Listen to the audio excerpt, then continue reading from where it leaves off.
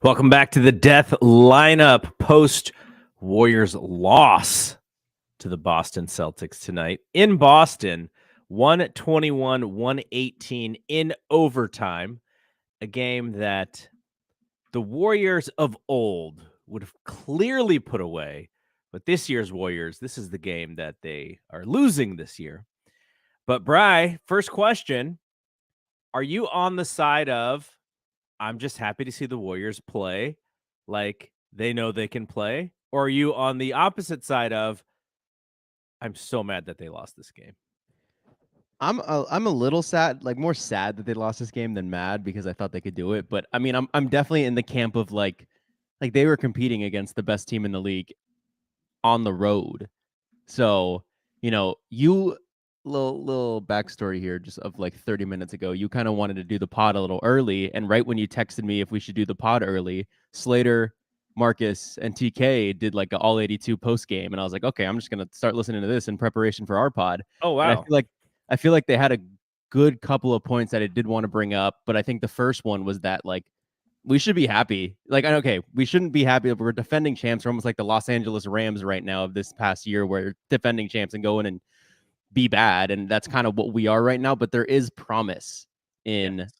what they are doing, and like I think there is a lot of good things that came out of this game, especially. So I mean, again, it's the best team in the entire league right now, and you took them to OT and lost by 3.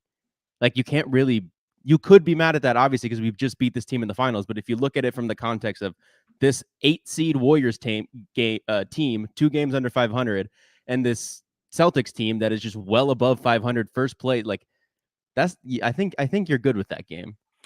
Okay, I like that you took that mentality with this because that was a fun basketball game to watch if you're on the Warrior side for 3 quarters. Because for 3 quarters, they played like every single fan who's watched this team would just wish that they would play every game. And it's not really that they have to play this well. It's just the intensity, the dedication, the attention to detail, the not over fouling, and the not turning the ball over too much. Now, in the fourth quarter, they did revert back to that team that they've been all year long. Mm-hmm. For 3 quarters, we did see what I thought was the kind of basketball that we were just used to seeing them play. And last year, especially in the playoffs, that was how they played. You saw it with Jordan, right? Jordan, it looked like he took this on as like a personal challenge to play a really tough game, to attack the basket. He even got his couple of his shots blocked. I know there were some fouls that didn't get called on him, but man, just to see that guy aggressive and confident and just like nobody on this team can guard me, that was awesome to see. And Clay for the first 3 quarters was Clay. And then, he kind of got in foul trouble and that hurt his playing time a little late. But that team that we saw for 3 quarters, great. I'm so happy. I just don't and maybe someone will explain it. Maybe it is Boston turning up the intensity or something, but I'm just trying to figure out what changed in that fourth quarter. My guess is that Boston sort of figured that, okay, Derek White just can't play in this game.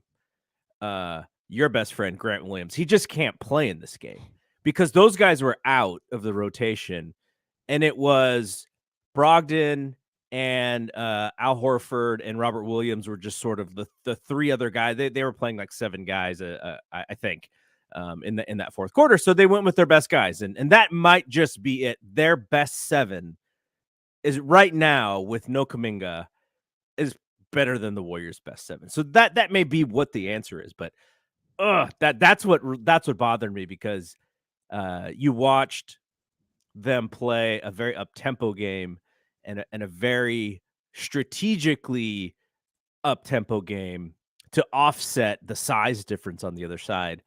And then in that fourth quarter, they just went back to like it was the Pistons again. Yeah. So that was I mean, so there was frustrating. like when they started the game,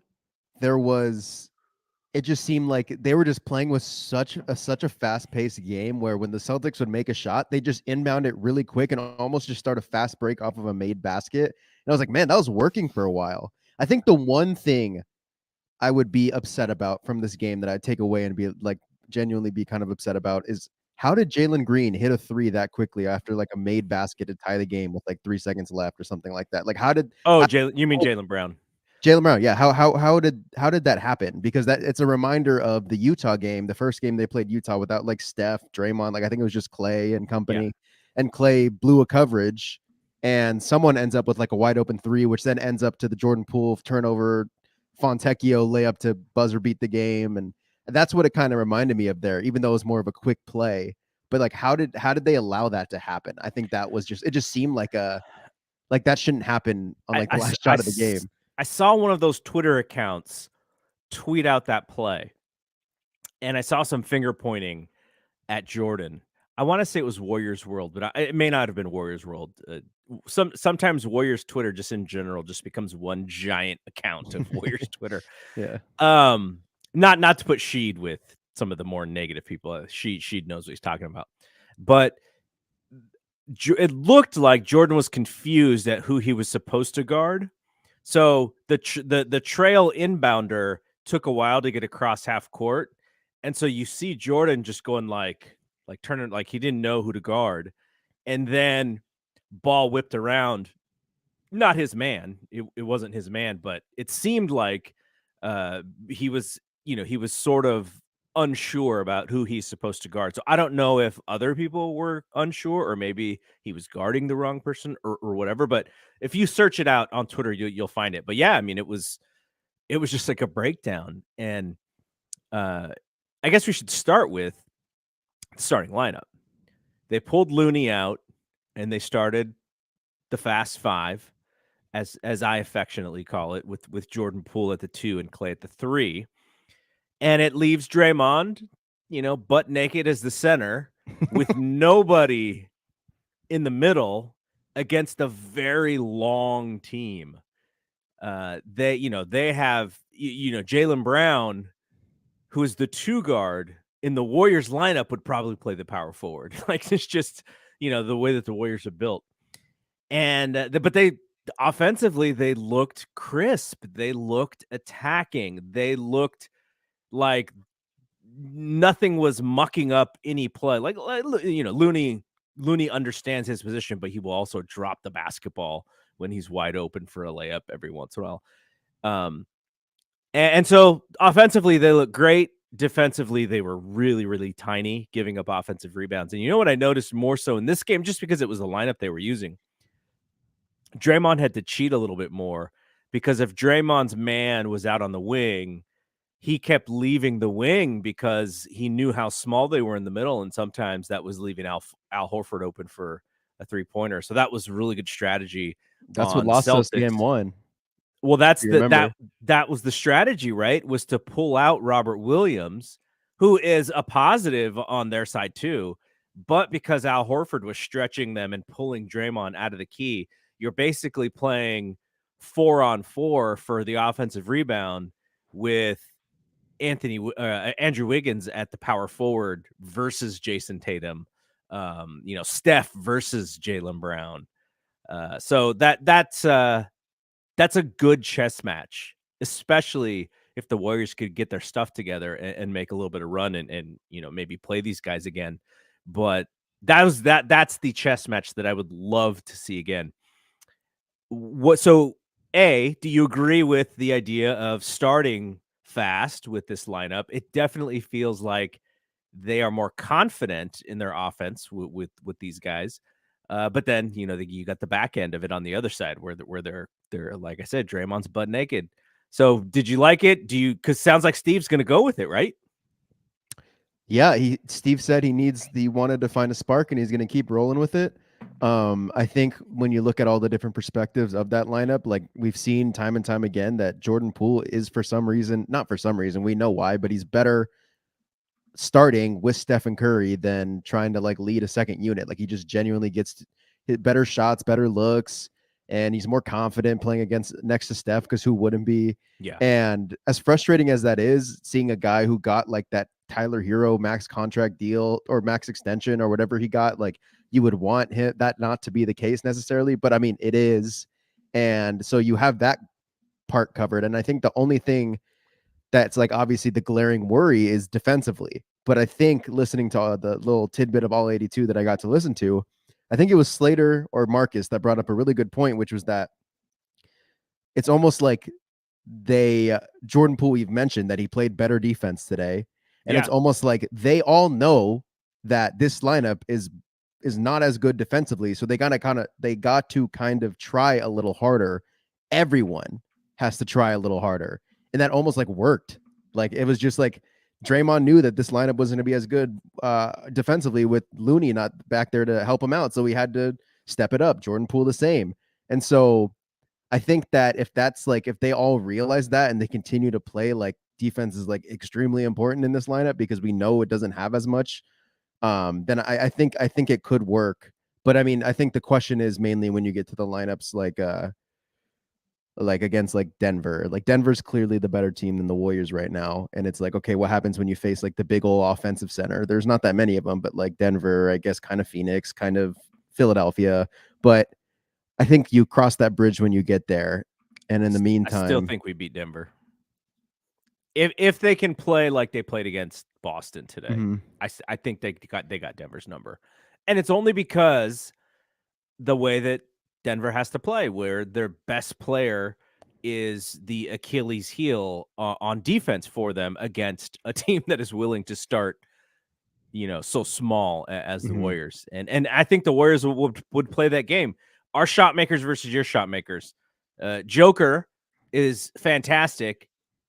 Who's going to help him beat the Warriors? That's the way that I think that they would look at it. And that's why it would be a really fun series if we do get there. And I think a game like this is the reason why so many like NBA media people, I'm sure I listen to Russillo's podcast. Like I don't really ever listen to Russillo, but I listen to like the first 20 minutes of Russillo's podcast, and he did like a 12 team mid-season power rankings, and there was not really much formula to it besides his own opinion. And he was like, number 5, I'm giving it to the Warriors. Like they're the 8th seed in the West right now, but we just know what they can do. And we know once they turn it on, it's like, they're back essentially. And so I think that's why a lot of media people, a lot of probably team execs around the league, you like ask them who's going to come out of the West. I'm sure the Warriors still finish like top 3 or top 4 voting, regardless of them being the 8th seed. So they're actually the 9th seed now because of this Phoenix loss. won.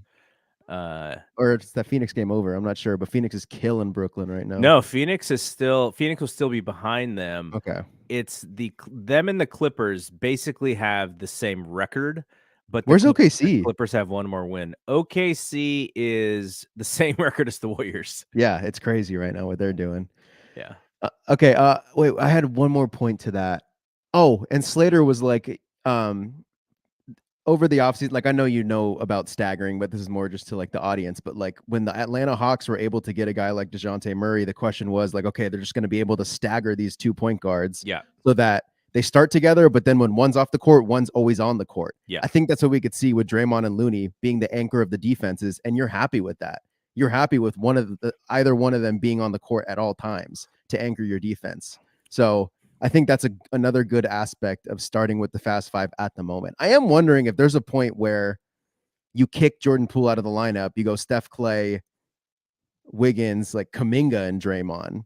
Like that would be really interesting to me if you want to go like defense heavy.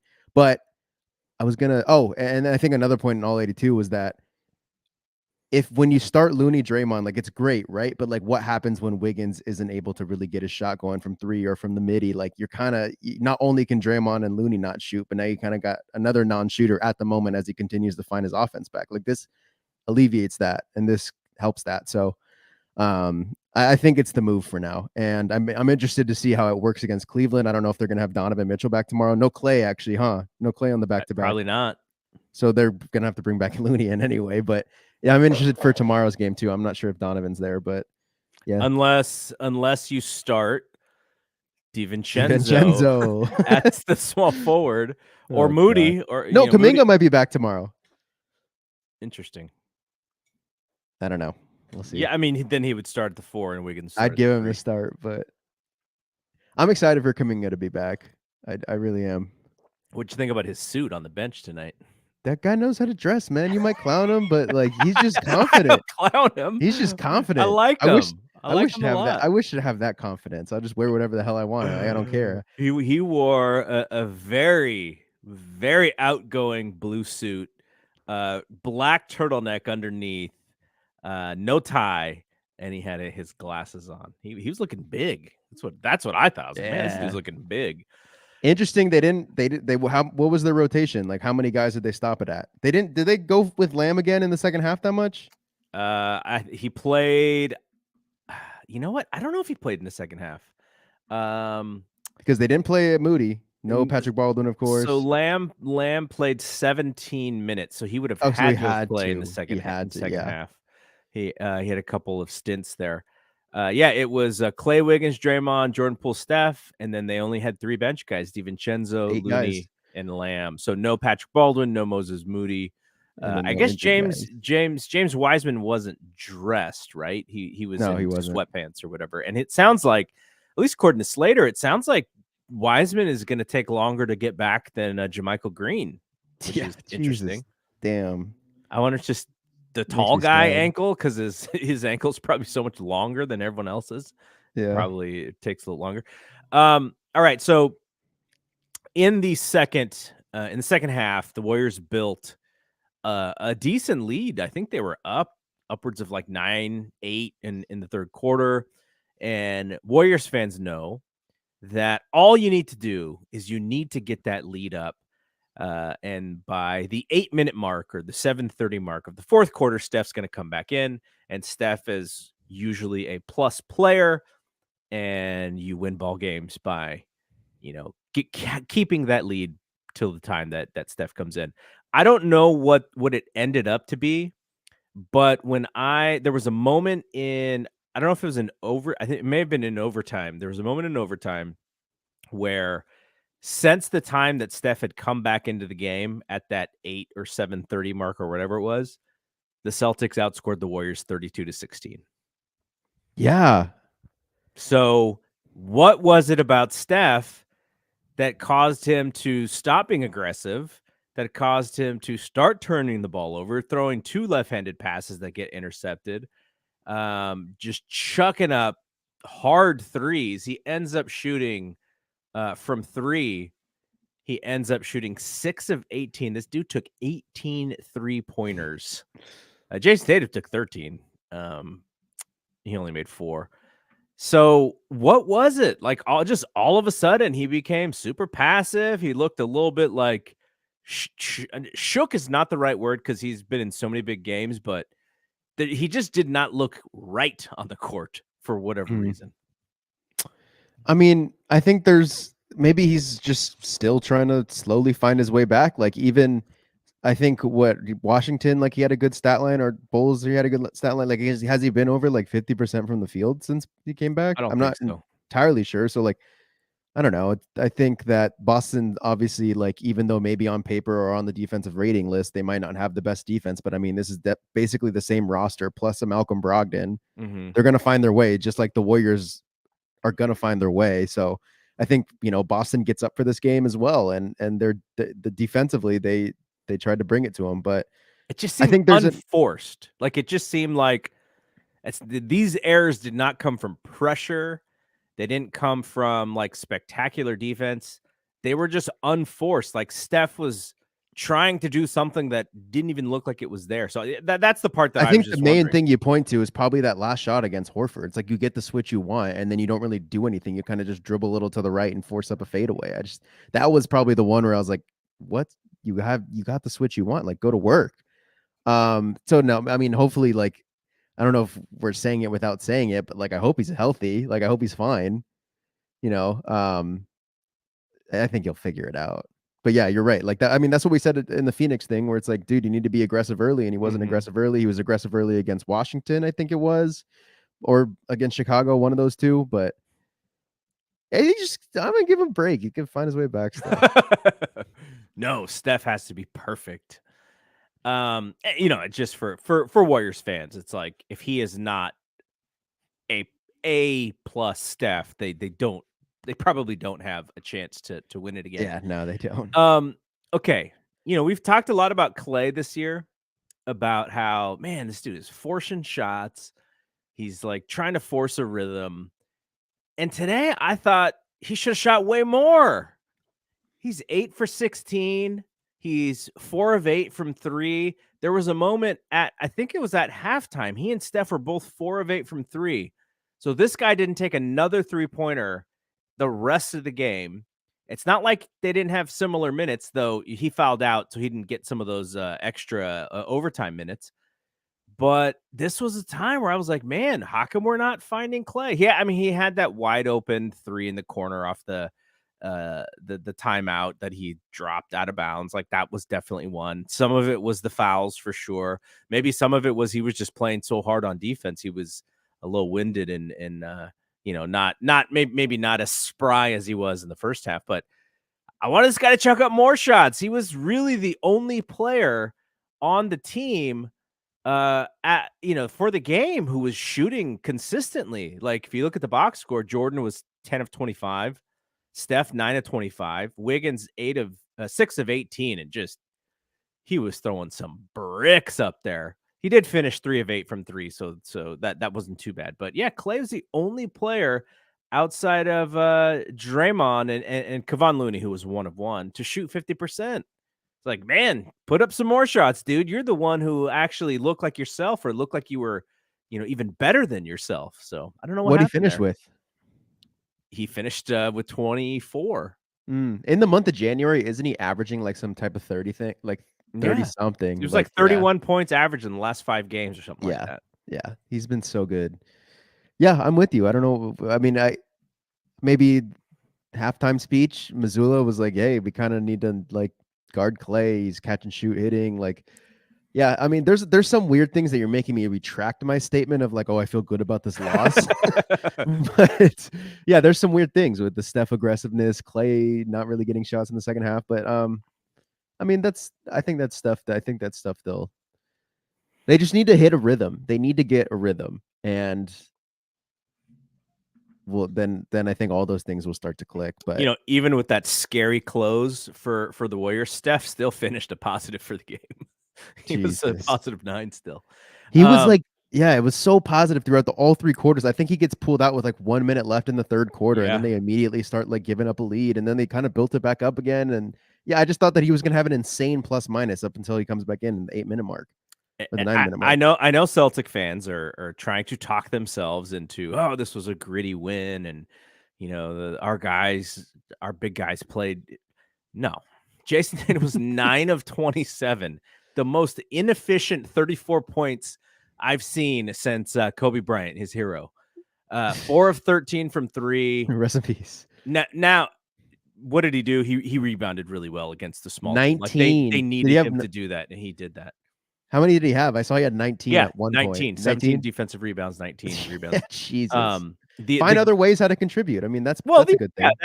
Yeah, that is a way, but it is against a smaller lineup. So that was sort of like, yeah, you need to get those boards. Jaylen Brown, who is, my favorite player on that team, he was really bad too. I think he came back a little bit in that fourth quarter, hit that big 3 that you talked about.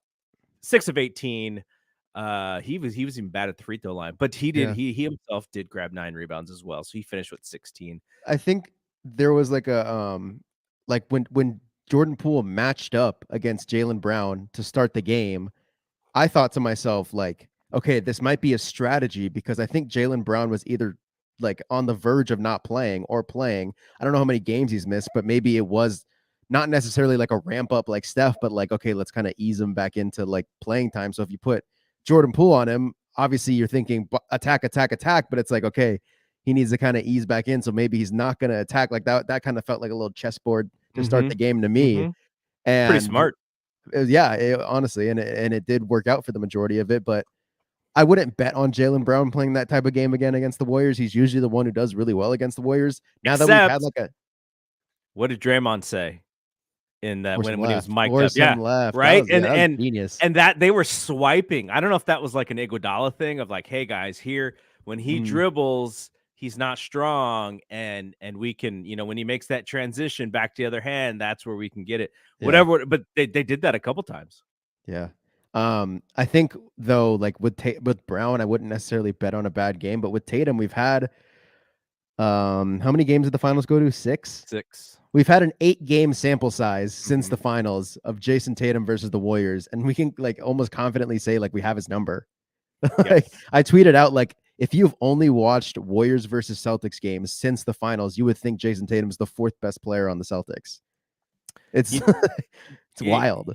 yeah, I like, they were trying to build him up because he is their best player. But I'm just like, man, I'll take his game. I will take that every single time. Again, Mhm. inefficient 34. Now he did go 12 of 12 from the free throw line. So that's big time. That is big time. I don't think he played well for the most part. I thought the MVP was Big Al Horford, and I was like, gosh, after how many times do we have to watch this guy in the finals just hit big shots? Like, haven't we solved him? But like I said, when Draymond is matched up against him, It's wide open. He gets wide open. yeah, because Draymond is a roamer. Yep. He's a Yeah. free safety essentially, and so Al gets big shots or gets open shots, and if he hits them, then they become big shots. If I was Celtics, I'm not giving their coach any advice here. I play Derek White as much as you want, but if I was coaching the Celtics, Derek White and Grant Williams would pretty much be out of the rotation against the Warriors because they are lost out there. Like who was Derek White talking to? Was it Brogdon who he was talking Yeah. to Yeah. when they were talking about how to defend and all this stuff? And Derek White just looked like, can we play the different team? Like this team is not the team. So I don't know if it's Sam Hauser or Blake Griffin or whatever, but whatever. Derek White and Grant Williams, when those guys come in, the Warriors' eyes light up like, thank you. Like, I disagree with Derek White. Like I'm with you with Grant. You call him Chubby Grant sometimes. I do hate But on Grant. I'm sure yeah, he's probably like the nicest guy in person and too. he's probably like I just hate. 5 times I'm just more in on him shape than because we are. he was talking so much trash to Draymond last year. Yeah. I I honestly think like Derek White, when Marcus Smart was out the game last year in the finals, like did the best job you could do on Steph, who was just on another dimension. Like I don't fault Derek White for Steph getting 40 or whatever, something 40 something in game 4 or something. Like Steph was just on a mission and on a different dimension than every other player in that game. Like I still think Derek White is like a solid defender on Steph. Steph's just Steph. He is a good backup player. He could probably start on, maybe the bottom 10 teams, but just against the Warriors, they just let this dude shoot. And He's then got to hit. He's got to hit. he tries to attack and he gets stuck in no man's land, up in the air, firing passes out of jumping. And I just am very happy when he's in the game Yeah. and Mark Smart is out of the game or I think Brogdon is out of the yeah. game. Brogdon hasn't been efficient either against the Warriors, but you just know he's generally making the right play. And he was Exactly. the highest plus on the floor tonight with the plus 11 in 35 minutes. Steph was plus 9. Yeah. Those were the two highest for the game. I think Malcolm Brogdon, even though maybe you've said he hasn't had the greatest games against the Warriors, I think Malcolm Brogdon might have been the best pickup by any team in the offseason, and he just happened to go to the best team in the league. And like I think one of my main critiques of Marcus Smart and kind of that team in general last year was, Marcus Smart just felt like he would take these like heat check shots just like at the wrong time or when he wasn't even hot. And I think Malcolm Brogdon just generally can slow the game down. Like, because Marcus Smart's not really like a point guard, he's just like a really good defender who he's a guard. I mean, he I wouldn't almost say he's he almost threw the game away at the end there. What the heck was he doing? like Malcolm Brogdon's like actually like a point guard who will run the slow pick and roll, who will, make the right pass. Like I am definitely worried about, I'm interested to see how that closing lineup that they had out there will fare in the playoffs where it's Smart, Brogdon, both Jalen's and Rob. Like that just seems like really good. And so I think Malcolm Brogdon was a great pickup for him, for them. Let's see. Is there anything else as far as this game is concerned?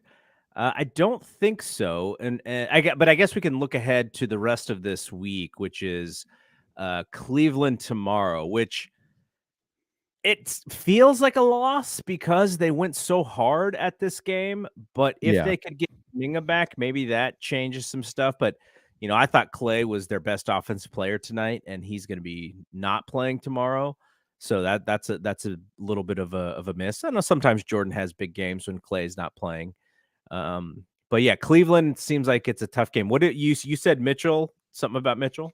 I got Mitchell on fantasy, and I don't know if he's going to play or not. But I think I saw something on Twitter that he is probable or questionable. I don't know if he's ruled out yet, but if he is, that means Isaac Okoro and Karis LeVert are going to start. And Isaac Okoro has actually put together like a good string of like 5 games where he's actually like a really good point of attack defender. So he'll be on Steph, and then he's actually finally starting to like hit threes, which he's never really been able to do. So that's, if he can do that, that's going to be big for them. But yeah, if no Mitchell, it's going to be Darius, Okoro, LeVert, and the two twin towers back there.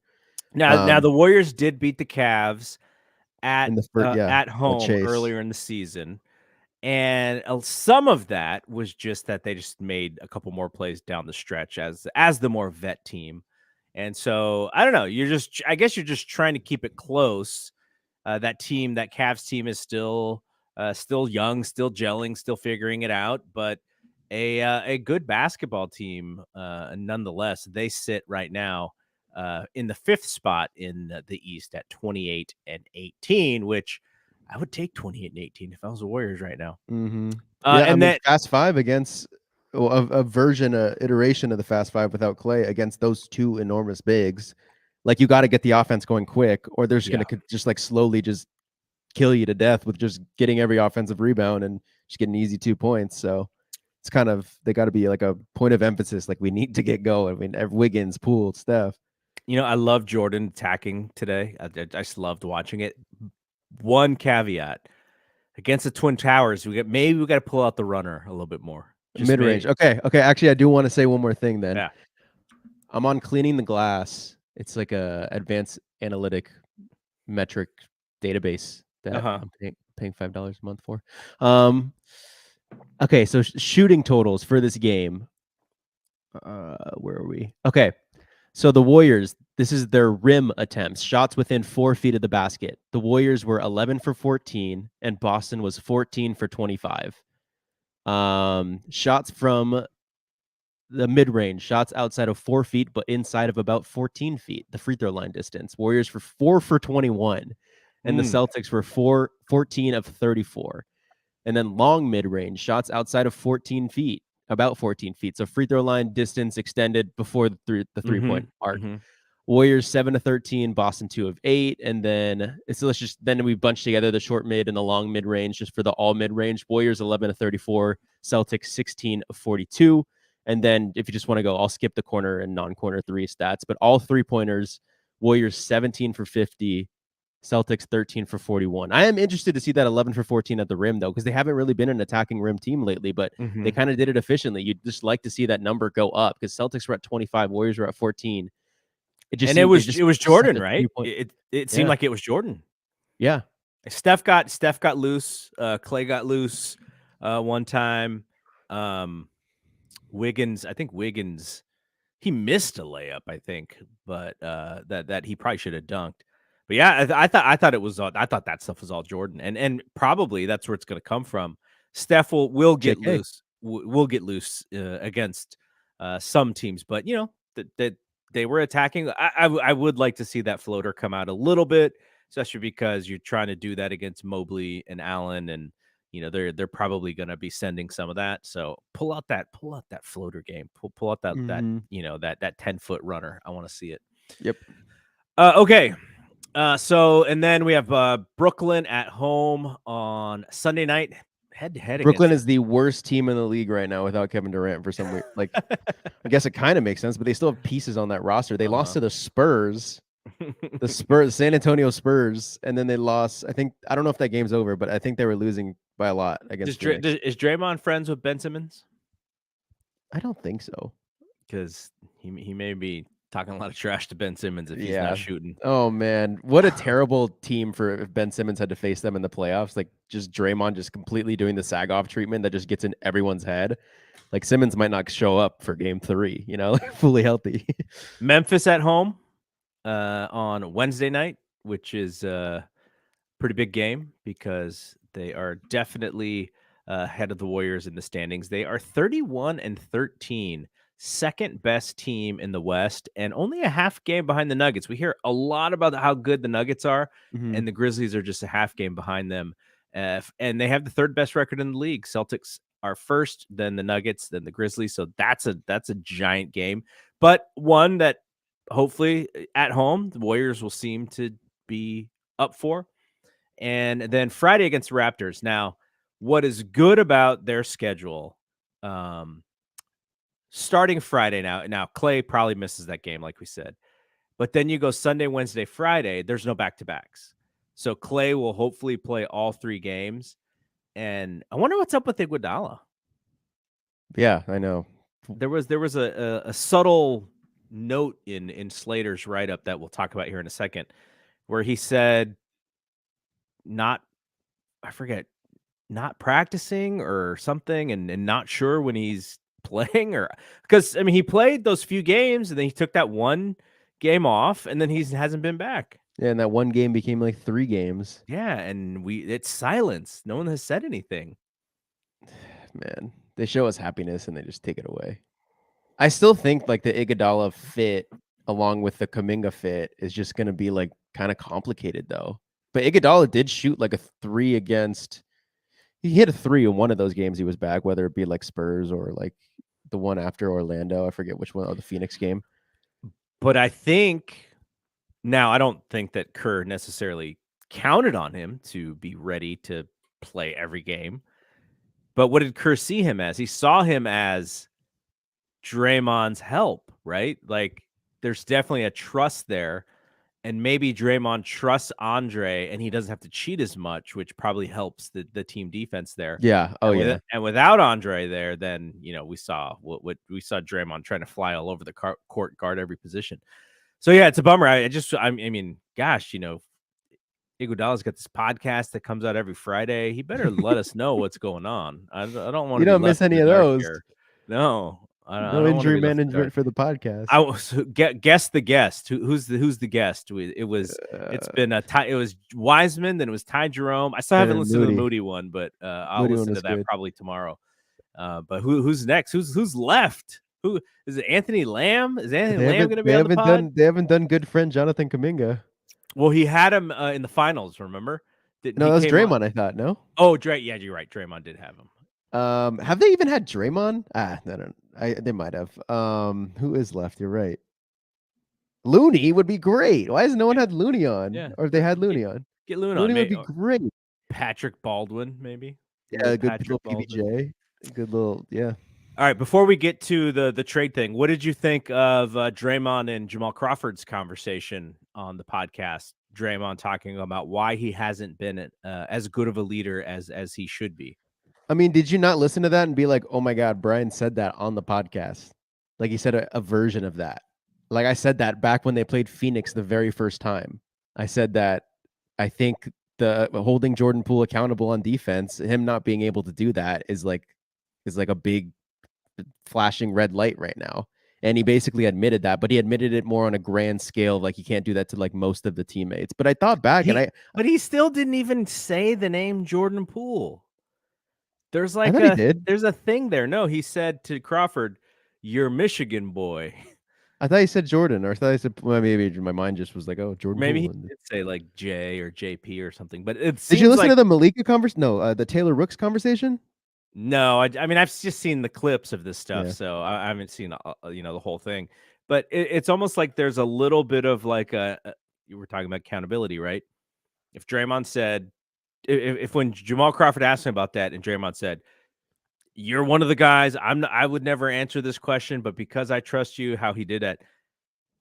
I don't feel like I'm a great leader because I cannot hold my teammates accountable the way that I want to because I lost their trust when I punched Jordan Poole, or I lost Jordan Poole's trust when I punch him.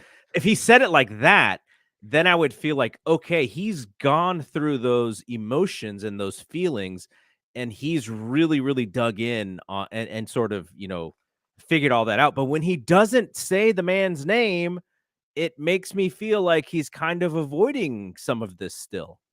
Well, Now, there's a part of him in the Taylor Rooks conversation where he's alluding to, like, I know it looks bad on camera. The 30 seconds you guys got of me knocking out a person, like, yes, I take accountability. That was my fault. But he almost is like continues to want to say, like, he said something, like Jordan, like, did something not to necessarily deserve a knockout punch, but to deserve something. And he doesn't want to say that because he knows that'll sound terrible, but he wants to say it. And I can understand that, but, like, again, the knockout punch was just like, damn, like, does anyone deserve the knockout punch that's not like a criminal?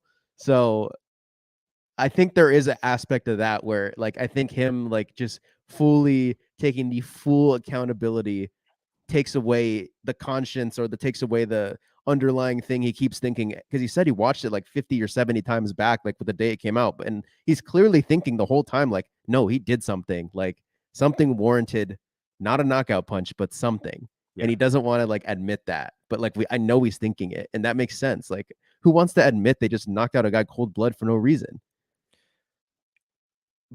but without mentioning the man's name, there is an avoidance there. There is a responsibility that he is allowing himself to not take. And if I was advising Draymond, and maybe, maybe there's still some stuff between he and Jordan that we don't know about, but if I was, I would say acknowledge the man by saying his name. Don't keep saying I punched a man, or you're Michigan boy, or like, say the man's name. Yeah. Stand, I, but I gotta rewatch it. I thought he said it, and I thought he maybe said it in the Taylor Rooks conversation, but you might be right. And if so, then yeah, and what is the new media supposed to be about, right? stand on your Stand on belief. it, right? Stand on what you say, and he needs to do that. So that would be Ooh, my that was that would good. be my That was advice good. advice for Draymond. All right, let Why is the advice not? I deserve flowers here. No one said in a text chat like, Brian, 7 weeks ago, 3 months ago, you called it right from the beginning. I'm waiting for that. I think you just verbally patted yourself on the back. Yes, good Yeah, call. It's a good call. thanks, guys. All right. What'd you think of Anthony Slater's column about the trade deadline and pieces? Because if you listen to the broadcast tonight, Stan Van Gundy said maybe 3 times that the Warriors could be looking for another big. But if you read Anthony's piece, the trade rental of the Jakob Poeltl or the Kelly Olynyk doesn't seem to be in the Warriors' plans, because they do not want to give up one of these pieces or one of their draft picks. I think it could be like one of two things, and they're completely different sides of the spectrum. But I said I don't want to keep doing the pat on the back thing, but I said on my podcast that I just didn't think they would get rid of Wiseman just because of the fact that it's like a pride thing. Yeah. And I just don't see them basically trading Wiseman is saying you're wrong, like you were wrong. And I know it's about winning championships. I'm sure maybe that's not the entire part of it, but I could see that being an aspect of it where it's like, if you trade Wiseman for Kelly Olynyk, like how they view Wiseman, like they're thinking like, a Joel Embiid-esque type of like prospect, and you trade him for Kelly Olynyk, in their minds, that is trading $5 to the penny. Like, and I just don't see them, they're the new media, man. They stand on their beliefs. I respect it.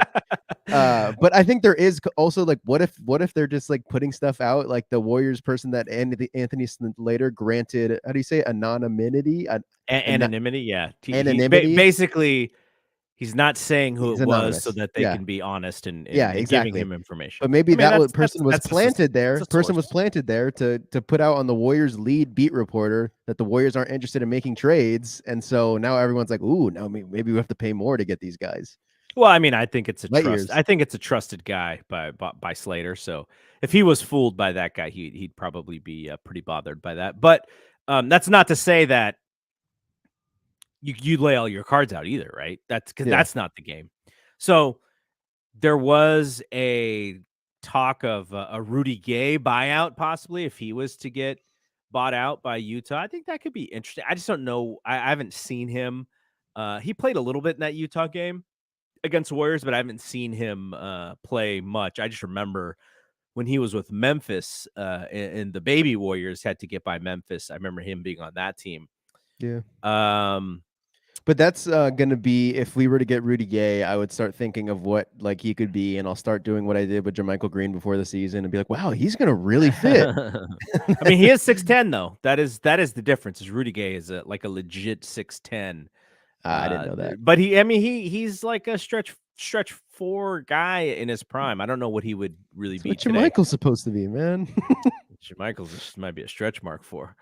I don't want to say anything bad about JaMychal because he's had a rough last couple months here with the COVID, and then I guess it's COVID because originally they said it was not COVID. They said a non-COVID illness. Yeah. And then Slater slipped into COVID in a report, but then he had the leg infection. Yeah. So it ended up. Did you see in the piece? He ended up in the hospital for it. Yeah, that's crazy. Yeah. I think we'll be. I mean that's like staph infections. When people get bad staph infections, they end up in the hospital. No, I think you better hope that you never get one either. Yeah, staph infections are nasty, and a lot of times they come from like dirty gyms and stuff. All right, what's your prediction for how this trade deadline will unfold? We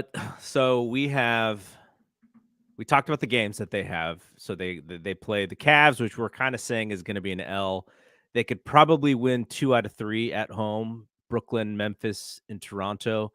Then they go Oklahoma City, Timberwolves, Nuggets on the road. They probably only win one of those games. So they're going to be straddling around the record that they currently have now. When's the trade deadline?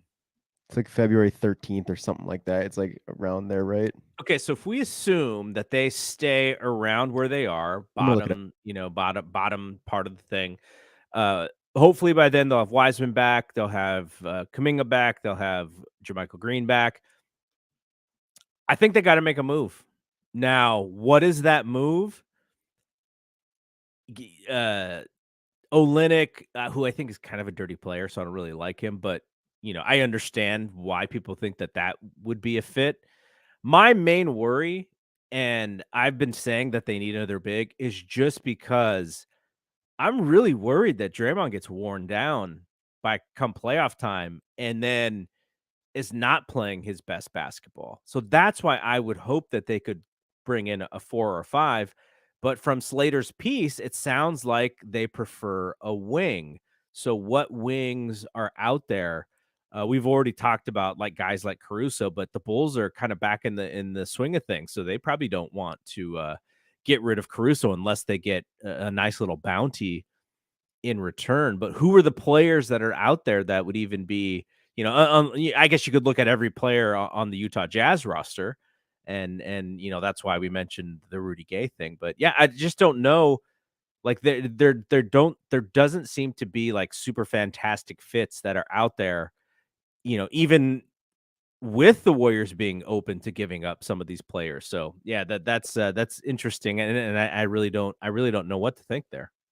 I would think that it's not going to be anything big. It's not going to be no Wiggins for D'Lo thing. It's going to be, it's not going to be my pretty Pascal Siakam trade that I still think like is like I couldn't find out where they're like what team gets screwed. But I think that it'll be like I think I thought at one point it might be like trade Ryan Rollins for like cash, trade him for like cash considerations or something.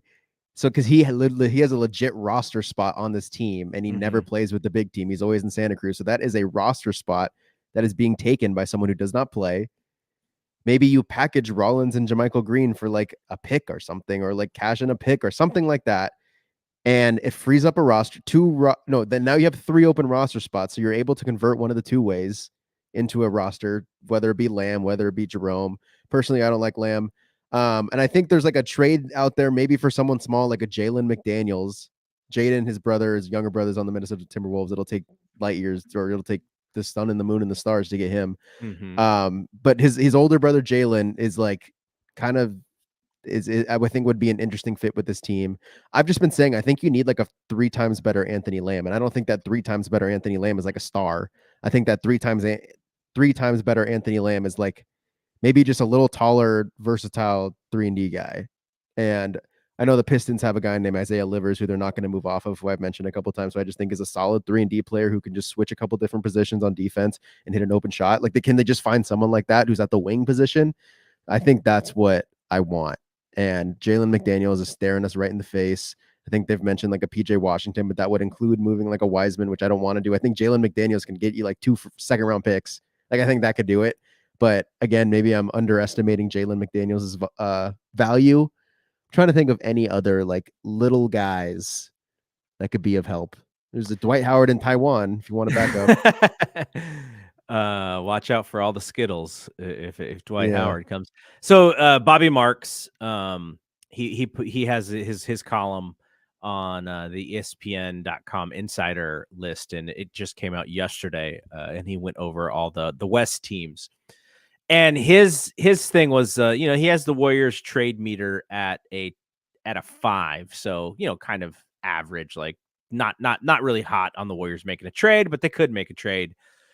And his trade that he would like to see was the one that you just mentioned: Wiseman and Moody to Charlotte for PJ Washington, Jalen McDaniels, and the best shooter in the league, Mason Plumlee.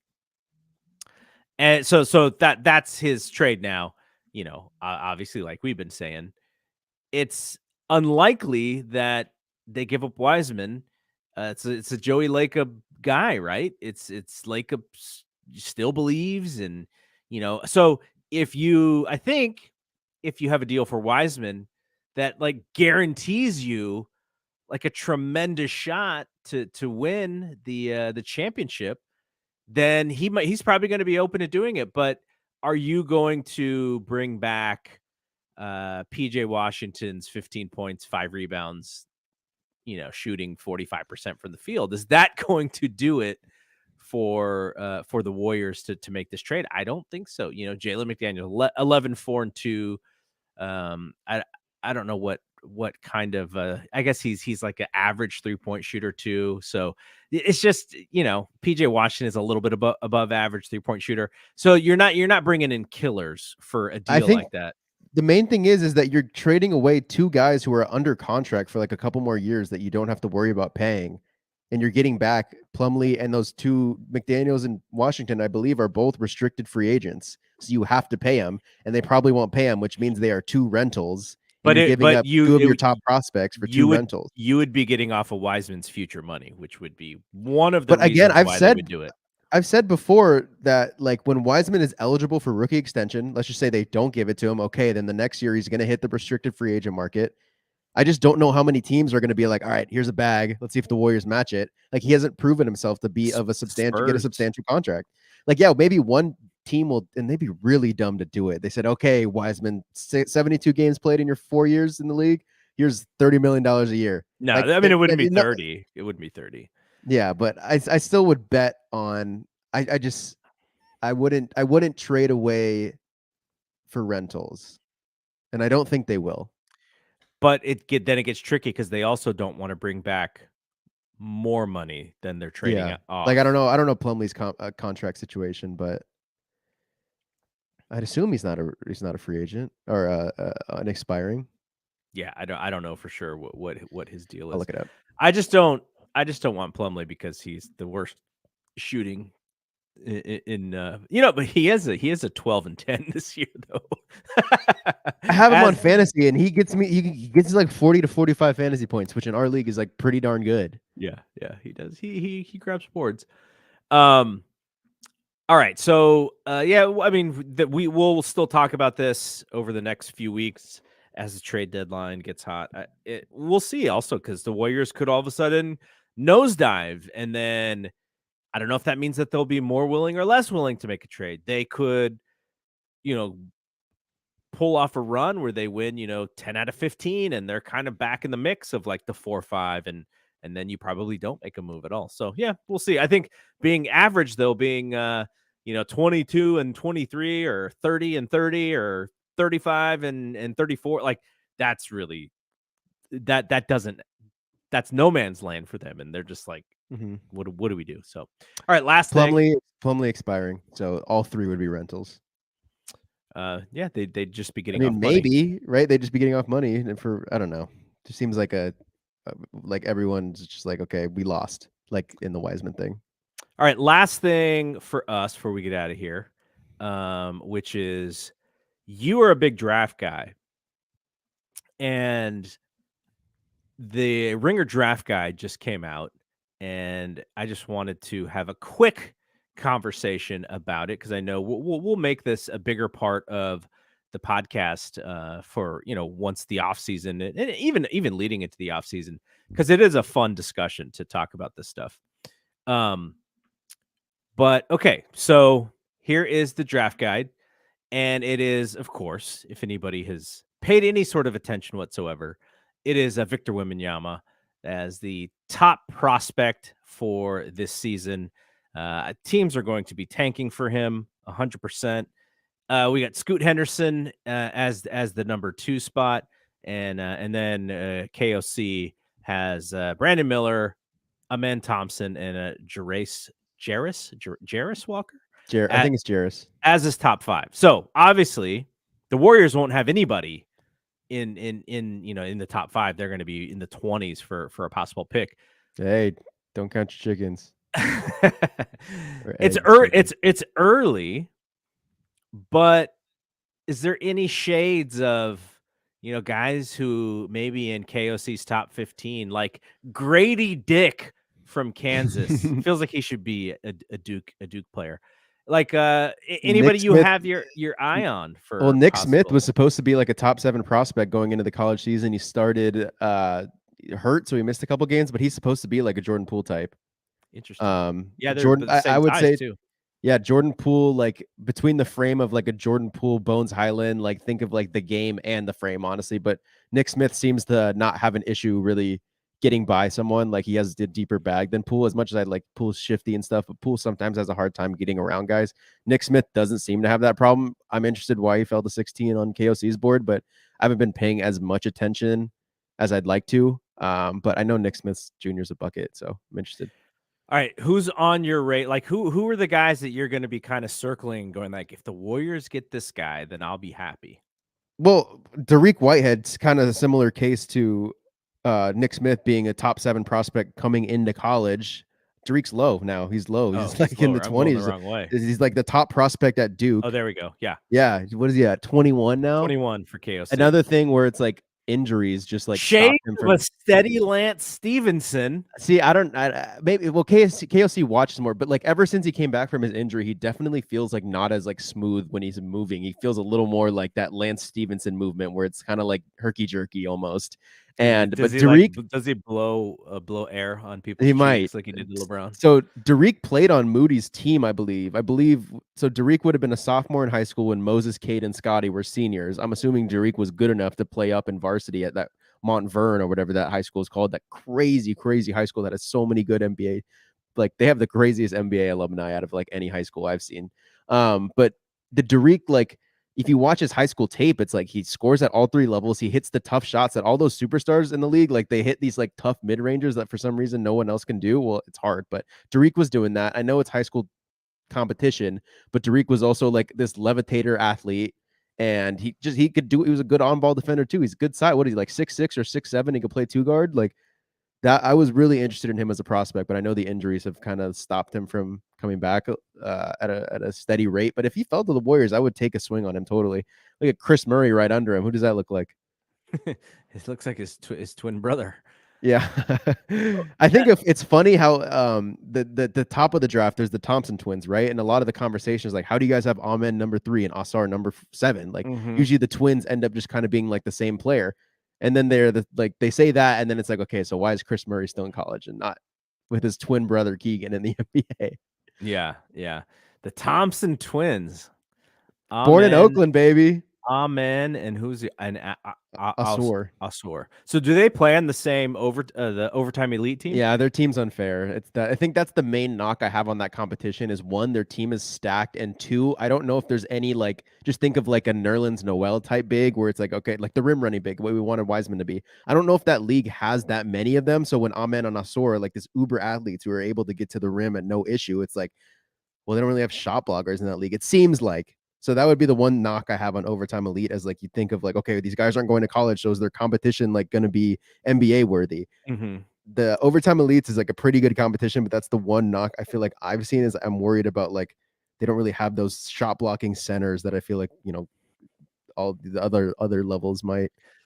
Amen. Shades of a tall John Morant or a Yeah. beanpole Zion Williamson. I don't know if you've seen that kid play. Mm-mm. Like he can jump, like right when he jumps, like it's how do I even explain it? Like I feel like I've talked about like different types of like this uber athleticism on the BAM Yeah. a couple times where it feels like if you watch like a guy like Jaden Ivey or Jonathan Kaminga, they are crazy athletes who could jump out of the gym, but once they get in the air, it's kind of like dunk or nothing. And you watch a guy like John Morant or Jalen Green, they can jump out of nowhere, but it's like, okay, if they don't have the dunk, they have the swiftness to like bring the ball down and double clutch it and still go up with like a layup that I feel like Jonathan Kuminga or Jaden Ivey don't necessarily have yet. Amen Thompson fits more with the Jalen Greens and the John Morant type of like that levitation athleticism that can just continue to be smooth in the air, even though they're like 10 feet above the rim. And he's like 6'6" or 6'7" on top of it. So those Thompson twins are going to be great point of attack defenders. They could be like the best, guard, the best guard on the other team, and then provide like that athleticism and on the offensive end. Like I think there's a definite like really high ceiling, but like a pretty low floor for those two kids because they don't really they're not the best 3-point shooters. So they might just turn into like a GP2 or like a Hamidou Diallo, which isn't like out of the league, but it's not like third pick, Yeah.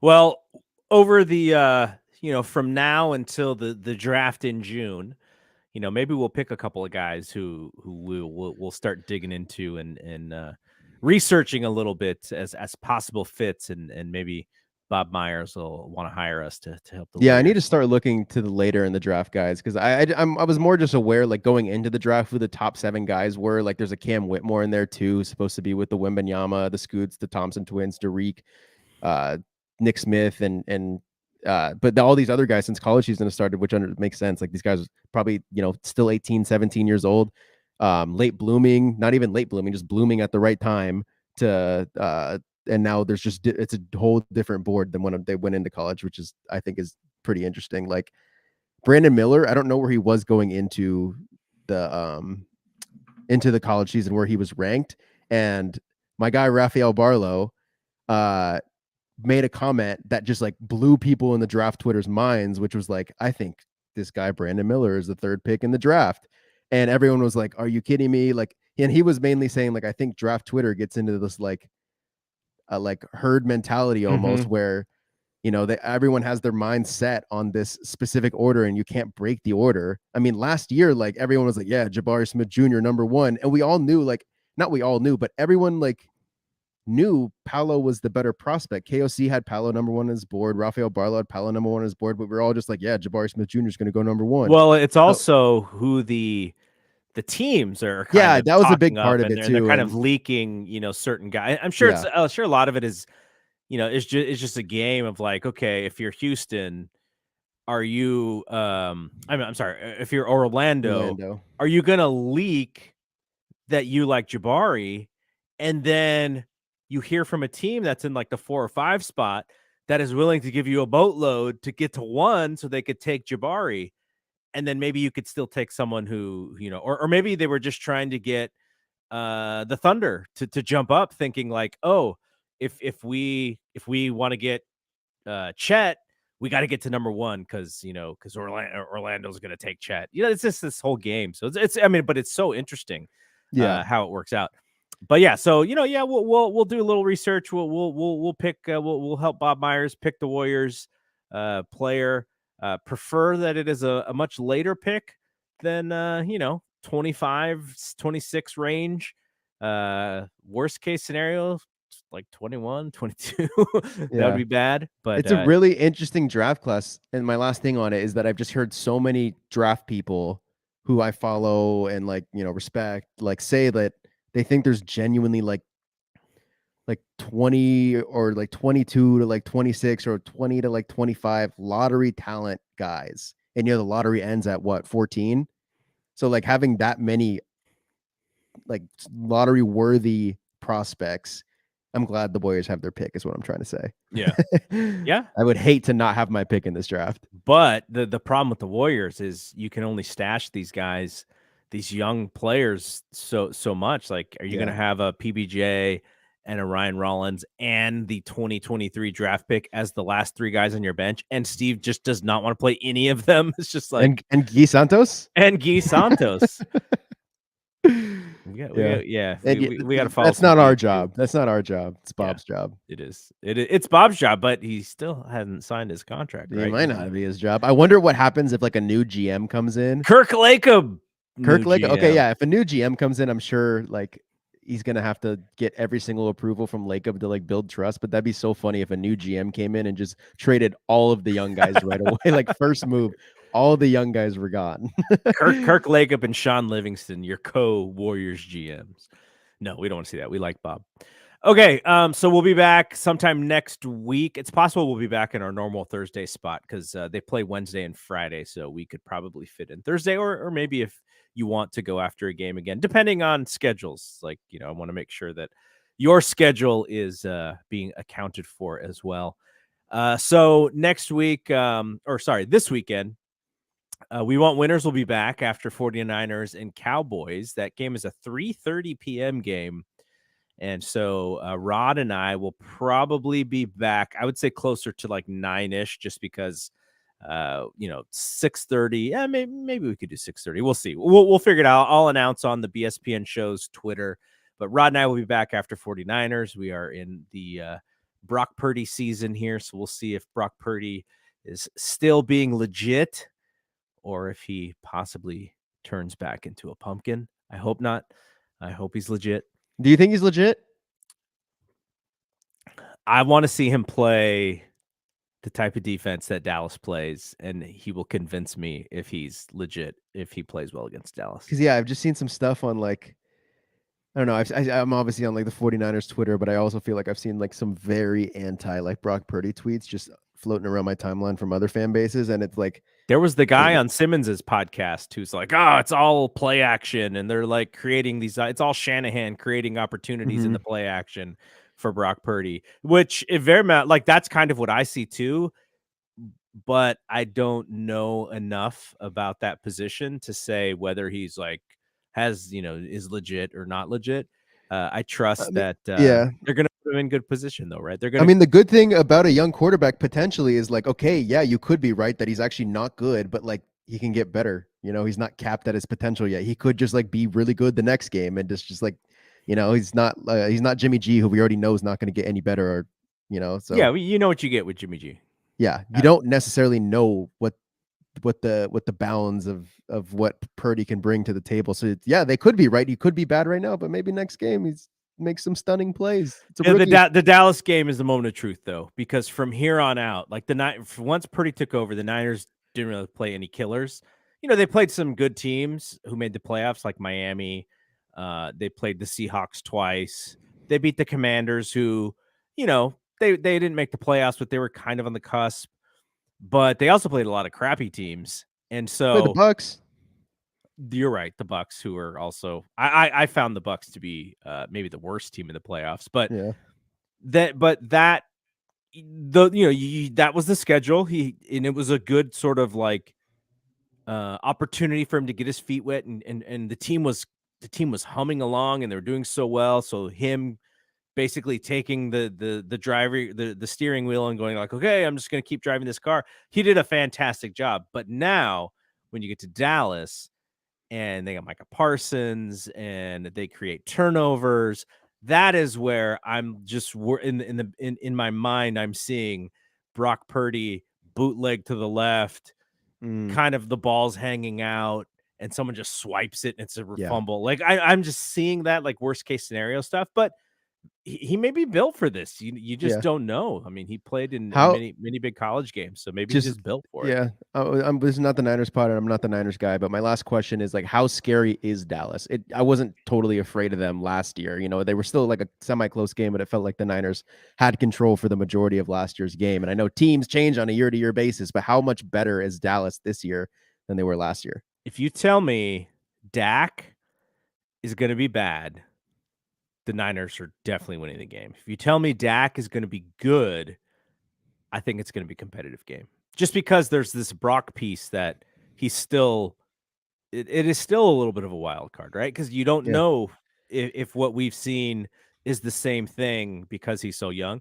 But I would say if you tell me Dak is going to ball out, then it's probably going to be a back and forth game. But if Dak is doesn't play well and the Niners defense actually gets to him, I think they'll probably win the game at least by a touchdown. But yeah, last year that they kind of dominated that game until the end, and Yeah.